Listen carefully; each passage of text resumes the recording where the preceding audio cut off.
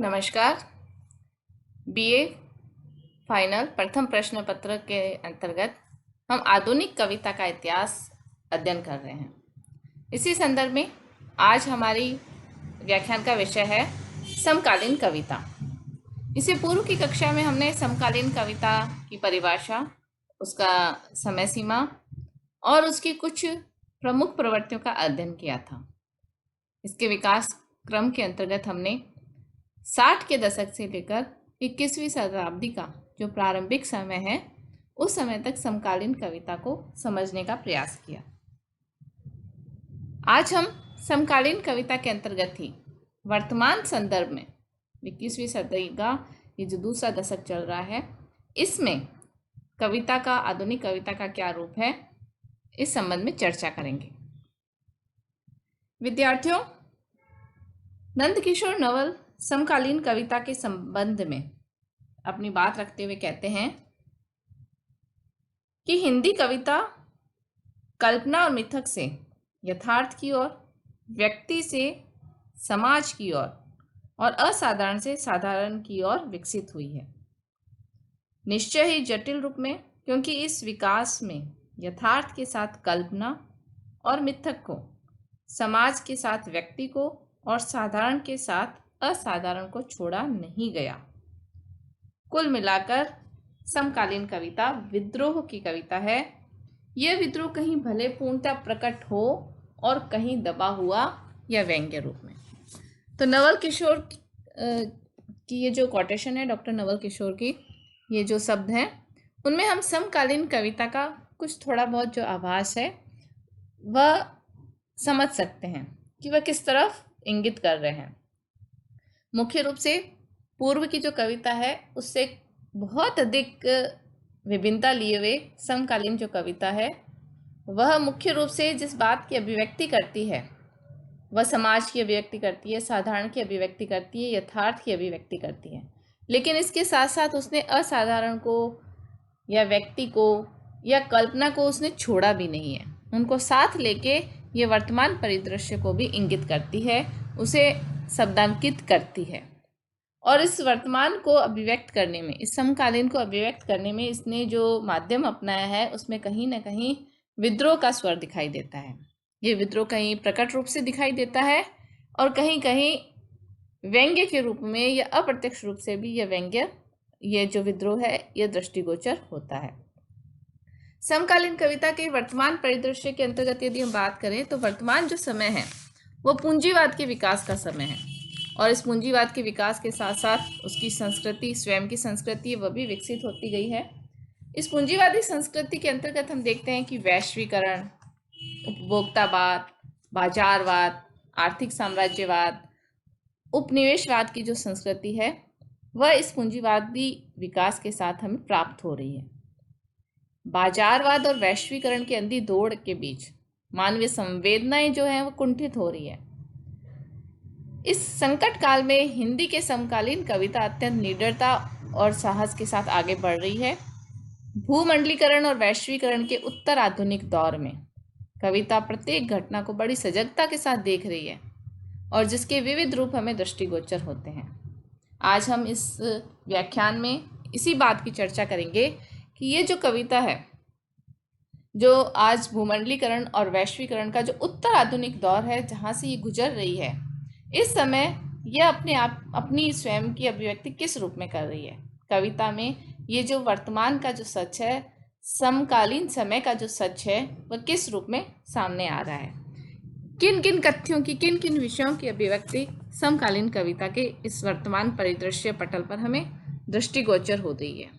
तो सबसे पहले तो हम देख रहे हैं कि समाज में दिनों दिन बढ़ती क्रूरता, हिंसा, उद्दंडता और आतंक को लेकर इस समय बहुत सारी कविताएं लिखी जा रही हैं। इस समय इस विषय को लेकर जो कविताएं लिखी जा रही हैं उनमें पवन करण, प्रभात, निर्मला पुत्तुल, अरुण देव आदि युवा पीढ़ी के कवि अपनी कविताओं में अपने समय की हिंसा, आतंक और आशंकाओं का चित्रण कर रहे हैं।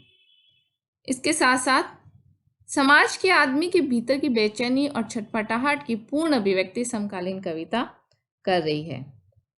अपने समय के कारण जो एक बेचैनी और एक छटपटाहट आम मनुष्य में, आम आदमी में जो छटपटाहट दिखाई दे रही है, इसकी सहज अभिव्यक्ति भी समकालीन कविता में दृष्टिगोचर हो रही है। समकालीन जीवन के कारण जो आपाधापी, बाजार, तकनीकी क्रांति, मल्टीनेशनल कंपनियों का जो आतंक बढ़ रहा है, इन सब के बीच में आम आदमी एक अलग प्रकार की बेचैनी और छटपटाहट का अनुभव करता है। और इस छटपटाहट की जो सहज अनुभूति है वह समकालीन कवियों को है, और उस समकालीन कवि इस बेचैनी को अभिव्यक्त कर रहे हैं। इसके साथ साथ समाज में संस्कृति के स्थान पर जो अपसंस्कृति का प्रादुर्भाव हो रहा है, और इस अपसंस्कृति के प्रति किसी भी प्रकार की ग्लानि का भाव दिखाई नहीं दे रहा, इसकी अभिव्यक्ति भी समकालीन कवियों में दिखाई दे रही है। आज के समय में हम देख रहे हैं मूल्यों का स्तर है वह गिरता जा रहा है, हत्यारे निर्द्वंद घूम रहे हैं, मीडिया उन्हें फिल्मों में ढाल रहा है, और क्रूरताएं सुंदर के उदाहरण के तौर पर प्रदर्शित की जा रही है, जिसे देखकर, इस अपसंस्कृति को देखकर आज का समकालीन जो कवि है वह क्षुब्ध होता है और अपने शब्दों के माध्यम से उसे अभिव्यक्त देने का प्रयास करता है। कुमार अंबुज की क्रूरता पर लिखी गई ये जो कविता है, ये इसी अपसंस्कृति को अभिव्यक्त करने वाली सटीक कविता है। धीरे धीरे क्षमा भाव समाप्त हो जाएगा, प्रेम की आकांक्षा तो होगी मगर जरूरत ना रह जाएगी, मर जाएगी पाने की बेचैनी और खो देने की पीड़ा। क्रोध अकेला ना होगा, वह संगठित हो जाएगा, एक अनंत प्रतियोगिता होगी जिसमें लोग पराजित होने के लिए नहीं, अपनी श्रेष्ठता के लिए युद्धरत होंगे। तब आएगी क्रूरता, पहले हृदय में आएगी और चेहरे पर न दिखेगी। कुमार अंबुज अब संस्कृति का ये बखान कितने सटीक शब्दों में कर रहे हैं कि जो इस संस्कृति का प्रादुर्भाव हो रहा है हमारे समय में, हमारे समाज में, ये इतना धीमे रूप से होगा कि हमें उसका आभास नहीं होगा, और वह हमारे जीवन का एक अंग बन जाएगा। आज जिन भावों और जिन मूल्यों को प्राप्त करने के लिए हम बेचैन हैं, और हमें उन मूल्यों को खो देने का एक डर भी है, लेकिन एक समय ऐसा आएगा न तो उन मूल्यों के प्रति, उन सहज मूल्यों के प्रति, उन श्रेष्ठ मूल्यों के प्रति न तो हमारा लगाव रहेगा, और ना हमें ये भय होगा, इनके खोने की पीड़ा भी हमें नहीं होगी। और क्रोध जैसे जो भाव हैं, जो ऐसे मूल्य हैं जिनके प्रति नकार का भाव है, ऐसे अवमूल्य संसार में संगठित होकर हमें सामने दिखाई दे रहे हैं। ऐसी अनंत प्रतियोगिताएं जिसमें केवल स्वयं की श्रेष्ठता साबित करनी है, क्रूरता जो मनुष्य के चेहरे पर नहीं दिखेगी, चेहरे पर शालीनता दिखेगी लेकिन हृदय में ऐसे क्रूरता, ये हमारी अपसंस्कृति का जीता जागता नमूना है, जिसे कुमार अंबुज अपनी कविता में अभिव्यक्त कर रहे हैं। समकालीन कविता में आगे हम देखते हैं बाजारवाद। बाजारवाद की जो बढ़ती हुई प्रवृत्ति है, ये समकालीन कविता का एक कटु सत्य है जिसे उन्होंने अभिव्यक्त किया है। आज की कविता इस बाजारवादी समकालीन संकट से जूझ रही है। उपभोक्तावाद के इस दौर में आज सभी चीजें खरीदी या बेची जा सकती हैं। बाजार सर्वग्रासी बन रहे हैं। बाजार की एक विडंबना यह भी है कि चीजें अपने मूल रूप में नहीं दिखाई देती हैं, वास्तविक रूप से नहीं दिखाई देती हैं। वह चीजें हमें जैसी दिखाई जाती हैं उसी रूप में दिखाई देती हैं। चमत्कार, चमक, इसका बाजार चारों तरफ दिखाई दे रहा है। आज हर मकान दुकान में बदलने की होड़ में है। ऐसा इसलिए कहा जा रहा है कि प्रत्येक व्यक्ति अपनी वस्तु, अपनी भावनाएं, अपनी संवेदनाएं तक भी बेचने के लिए तत्पर दिखाई दे रहा है।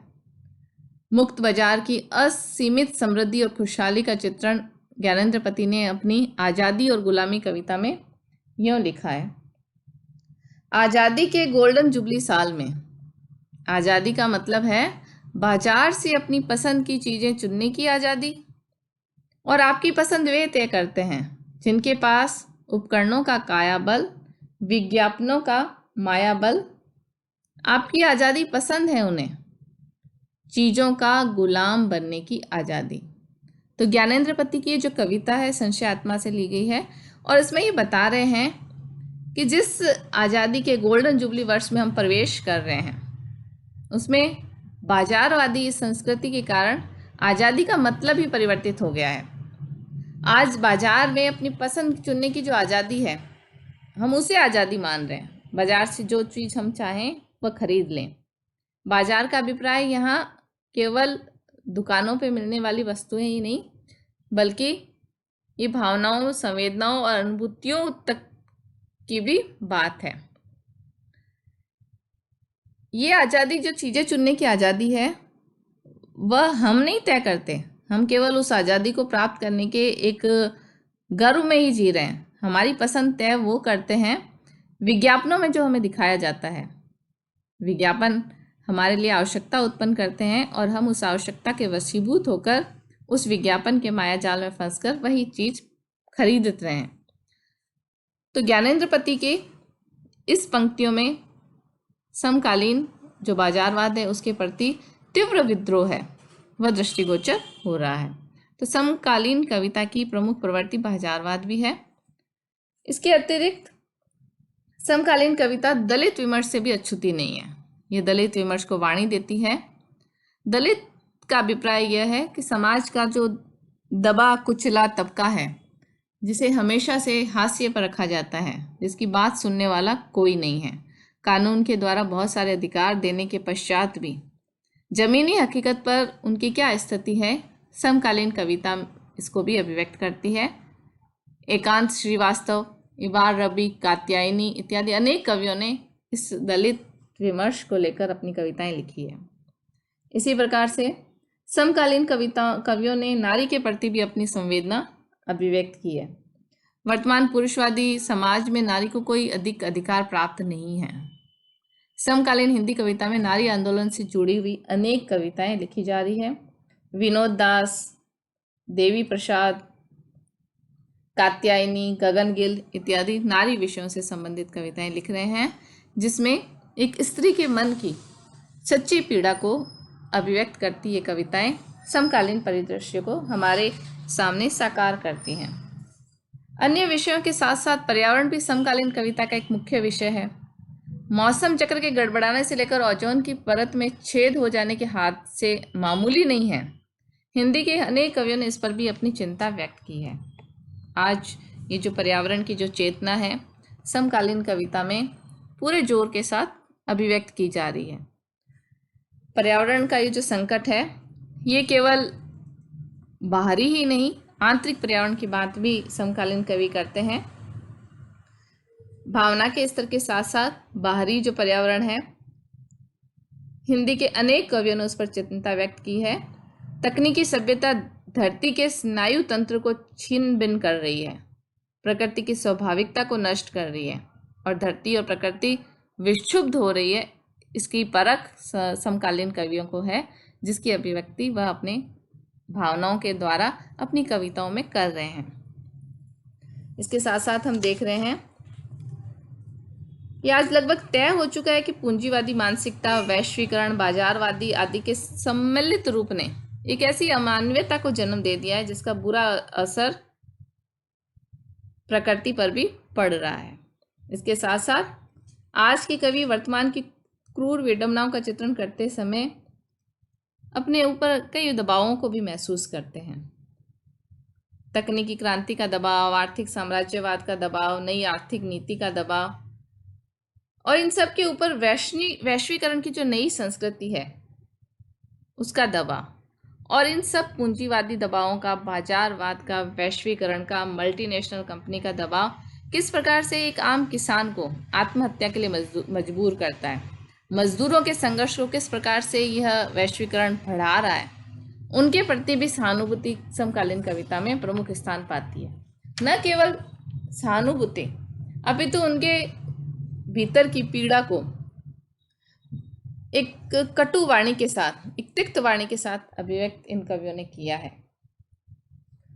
तो विद्यार्थियों, इस प्रकार हम देखते हैं कि जो समकालीन कविता है ये कालवाची कविता है और इसमें अपने समय की समस्त ये गतिविधियों को ग्रहण करने की क्षमता रखती है। इसके समकालीन समय में जो जो घटनाएं परिदृश्य पर, वैश्विक परिदृश्य पर, राष्ट्रीय परिदृश्य पर, समाज के परिदृश्य पर और आसपास के वातावरण में जो घटनाएं घटित हो रही है वह उन सब के प्रति एक सचेत दृष्टि रखता है और इन सब की अभिव्यक्ति वह अपनी कविता में करने की कोशिश करती है। समकालीन कविता में युग बोध और युग सत्य का खुला चित्रण हुआ है और जिसके कारण हम इस कविता में विरोध और आक्रोश का प्रबल स्वर भी देखते हैं। इन कवियों ने अपने समय की समस्याओं को समझने का और उसमें सक्रिय हिस्सेदारी लेने का कृत्य निभाया है। कवि अपने शब्दों के माध्यम से उस विषय को उठाते हैं और मस्तिष्क के संबंध में भावनाओं के स्तर पर वह एक युद्ध लड़ते हैं और विचारों में परिवर्तन लाने का कार्य करने के प्रयास करते हैं। इस काल के कुछ प्रतिनिधि कवि हैं। इस संदर्भ में हम देखें तो समकालीन कवि अपने निकटतम जो प्रेरक कवि हैं, निराला को हम मान सकते हैं, जिनकी कविताओं में मानवीय स्पर्श की ऊष्मा भरी हुई है। उनकी कविता को हम समकालीन कविता के अंतर्गत शामिल कर सकते हैं। इसी प्रकार से अज्ञे द्वारा संपादित जो तीसरा सप्तक है, जिसका प्रकाशन 1959 में हुआ और उसमें नई कविता की व्यक्तिकता के आग्रह के साथ साथ आक्रोश, नकाश और अस्वीकार करने की जो एक प्रवृत्ति उभरती है, उसे हम समकालीन कविता का स्वर कह सकते हैं। तो निराला और अज्ञे हालांकि प्रगतिवादी और प्रयोगवादी कवि हैं, लेकिन इनमें समकालीनता को देखने का एक विशेष दृष्टिकोण है, जिसके कारण हम इन्हें भी समकालीन कवियों के निकटतम प्रेरक कवि के रूप में देख सकते हैं। समकालीन कविता को हिंदी में एक सार्थक पहचान देने वाले कवियों में सबसे अग्रणी नाम मुक्तिबोध और धूमिल का है। मुक्तिबोध और धूमिल के अतिरिक्त हम देखते हैं सर्वेश्वर दयाल सक्सेना, जिनके जंगल का दर्द, खूंटियों पर टंगे लोग जैसे व्यंग्य कविताओं में सामाजिक, राजनैतिक और धार्मिक विडंबनाओं की उन्होंने पोल खोल कर रखी है। इसी प्रकार से श्रीकांत वर्मा ने अपनी कविताओं में मध्यम वर्ग जीवन की आशा, आकांक्षाओं का चित्रण किया है। ये समकालीन मनुष्य की नियति की ओर संकेत करते हैं। 20वीं शताब्दी की बर्बरता का जीवंत चित्रण श्रीकांत वर्मा की कविताओं में मिलता है।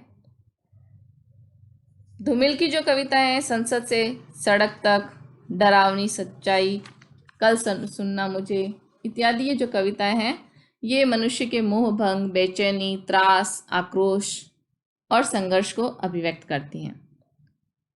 राजकमल चौधरी, रघुवीर सहाय, विजयदेव नारायण साई, लीलाधर जंगुड़ी, अशोक वाजपेयी, बलदेव वंशी, अरुण कमल, उदय प्रकाश, एकांत श्रीवास्तव इत्यादि समकालीन कविता के प्रमुख कवि हैं। इन कवियों ने समकालीन समय को समझकर, उसकी विडंबनाओं को समझकर, उसकी पीड़ा को समझकर अपनी कविता में अभिव्यक्त करने का प्रयास किया है। अपनी कविताओं के द्वारा एक ऐसी दुनिया का सृजन ये करते हैं जिसमें समय का जो सच है वास्तविक रूप से अभिव्यक्त हो रहा है, जिसे हम एक ही पटल पर देखकर कुछ सोचने और विचारने के लिए सक्षम हो सकते हैं। विद्यार्थियों, आज हमने समकालीन कविता के वर्तमान परिदृश्य को संक्षेप में समझने का प्रयास किया। आधुनिक कविता के इतिहास के पश्चात अब हम आगे की कक्षा में आधुनिक काल के कवियों का अध्ययन करेंगे। धन्यवाद।